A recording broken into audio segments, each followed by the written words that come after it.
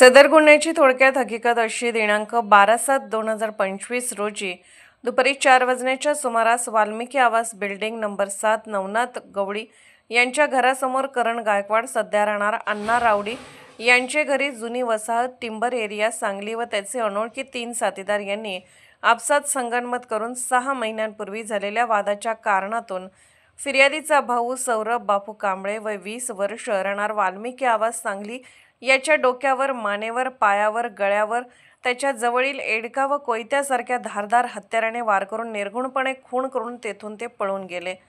सदर गुन्ह्याचे गांभीर्य ओळखून आरोपीचा शोध घेऊन त्यांना तात्काळ अटक करण्याचे आदेश वरिष्ठांनी दिले होते।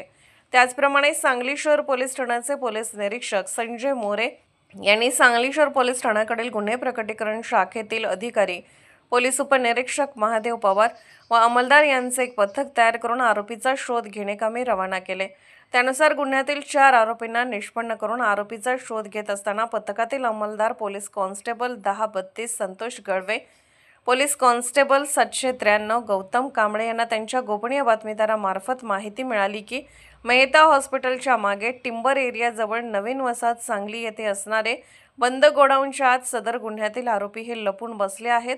गोडाऊनला चारी बाजूनी घेराव घालून आरोपीचा शोध घेत असताना गोडाऊनच्या आतमध्ये 4 इसम हे लपून बसल्याचे दिसले। त्यांना पोलिसांची चाहूल लागताच सदरचे आरोपी हे पळून जात असताना पथकाने आरोपींना पळून जाण्याची संधी न देता शिताफीने पकडून गुन्ह्याचे तपासकामी ताब्यात घेतले। सदर गुन्ह्याचा पुढील तपास सहाय्यक पोलीस निरीक्षक सागर गोडे हे करीत आहेत।